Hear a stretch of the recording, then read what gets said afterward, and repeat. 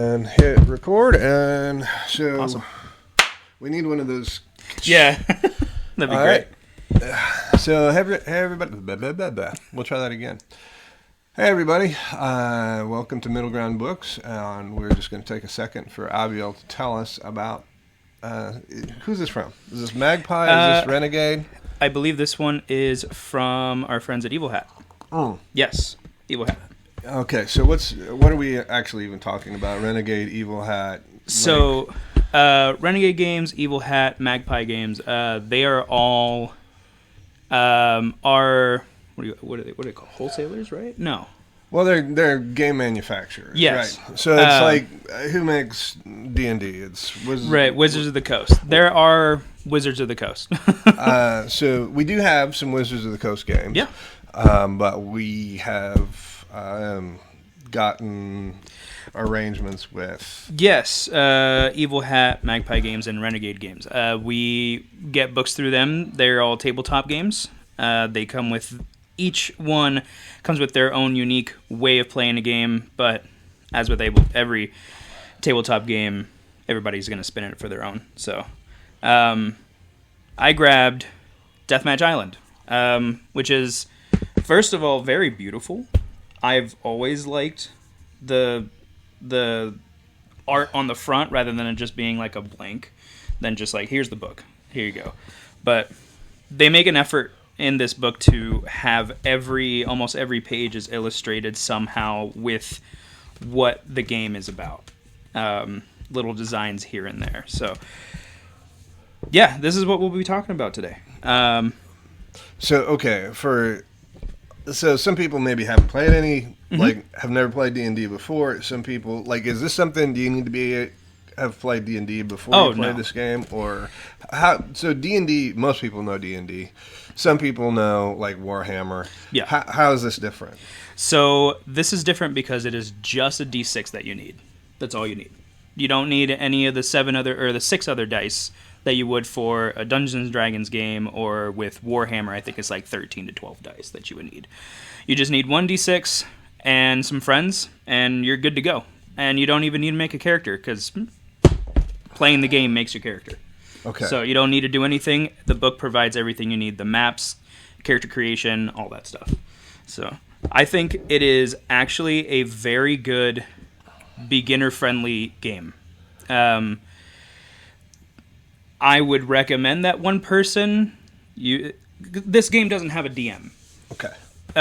So just for everybody, yes. DM being a Dungeon Master, or some people refer it to as GM, Game Master, and some other people refer to them as referee. Okay. So in this case, this book and this game does not need a Dungeon Master. It just needs one person that is called the production crew. They are the person who runs the game for you and makes everything go smoothly, so you'll have a good time. And provide snacks. Exactly. So I think everybody understands kind of the shtick behind Dungeons and Dragons. Mm-hmm. You know, it's a grinder, or there's a mystery you're solving, or it's set in the fairy realm or wherever. What is the shtick for Deathmatch Island? So with this, you are a person. And when I say you can play yourself, you can be yourself in this setting. I played it with a couple of friends just to try it out, and we had a lot of fun. They just played themselves. Okay. This is a game where you are thrown onto an island. Your memory is wiped, except for basic information about yourself. You know what you like. You know what your name. You know where you're from. Things like that. You know basic information about yourself. You just don't know how you got here, but you know why you're here, and you're here to win.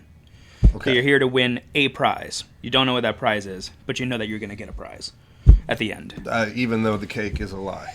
Exactly. And, I'm sorry, that's an inside joke. But but that is a very good reference.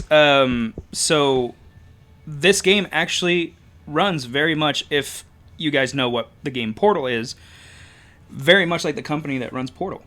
So the company is all about views. They are streaming you guys on this island as a TV show. Okay. That is what this book is about. So this game, you are players in a game, and they broadcast you to a whole bunch of rich people so that they can watch you fail. And since it's deathmatch and not like Bad Rash Island, like the outcome is that you die. Yes. If things go poorly. One very good thing that they make a huge point in the first couple of pages of this book is that you don't have to be a team to win. You don't have to, like, if you and I are playing this game and then some other person is running the game for us, we don't have to be friends in the game.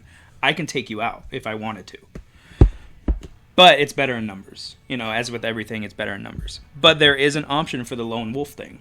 So, yeah, there's a lot of ways that you can take the game. I believe this one is also very low prep as well. So yeah, it is a very low prep game. You really don't need much. You honestly barely need paper. Just the book, some friends, maybe some paper to write down what you got in the game, because there's items in the game. But really, it's just grab a book and go. Like it's a very easy game to get into. If I could give it a comparison, and they give a comparison themselves, it's Lost, the TV show, Squid Games, and there's an old movie, Battle Royale, all kind of squished together, and that is what they use as inspiration for the game. You're on an island, trying to get off, trying to win a prize, and then you move on to another island, and there's 3 sets of islands. Okay, so, like, the first question I have is, okay, so you get the book, you sit down with your friends, the first question is, okay, guy's name's Jeff. He's never done any role-playing ever. He buys the book. He gets his 3 friends. He can just do this. Yeah, he can just do it. And the reason that I personally say that is because in this book, there's a section here called Creating a Competitor. And that is your character. And with that, you have, here's an occupation table. You grab your D6. Let's say I rolled a 2. So I would be an architect. That was my past. I was an architect. And whatever skills that comes with, which comes later on in the book as you play, will determine whether you can do certain things better than others.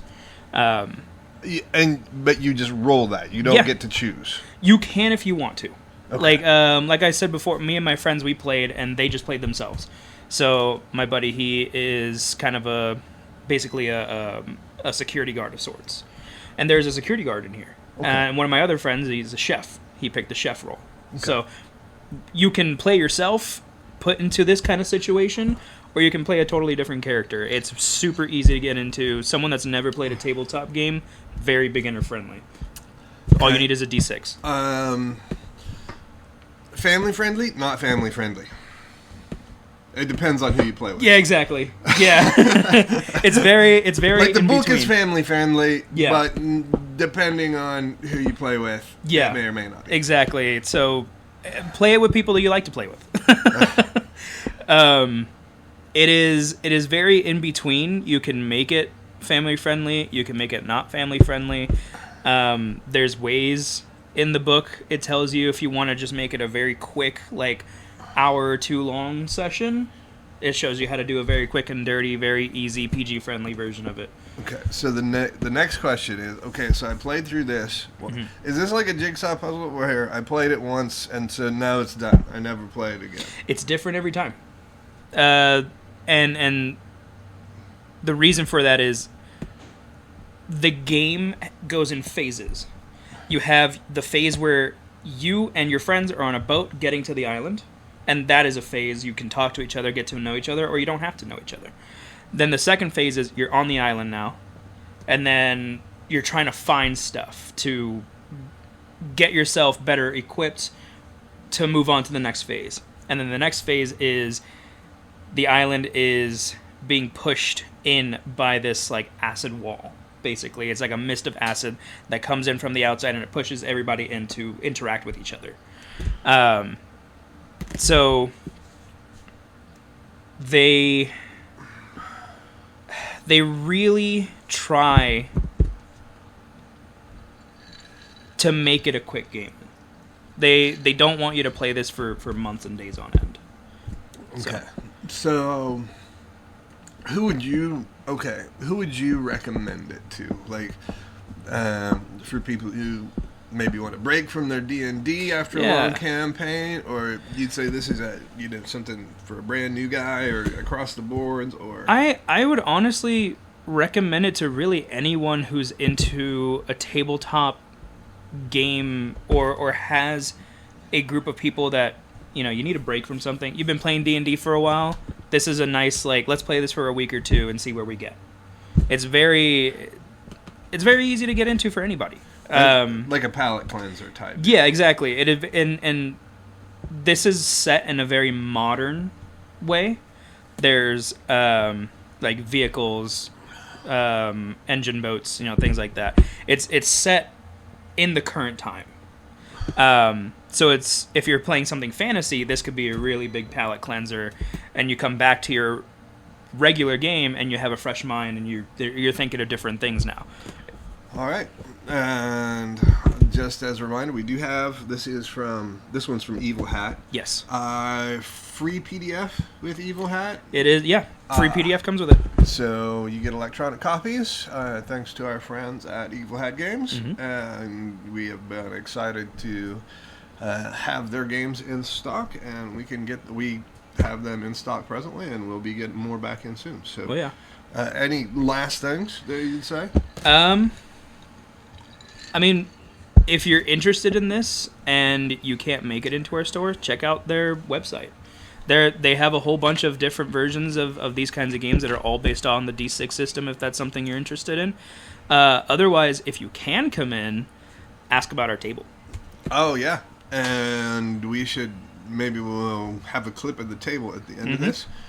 This is a really long video to go on Facebook. Yeah. So this will maybe be a YouTube thing. Sure. If it actually turns out at all. So, but that's the thing.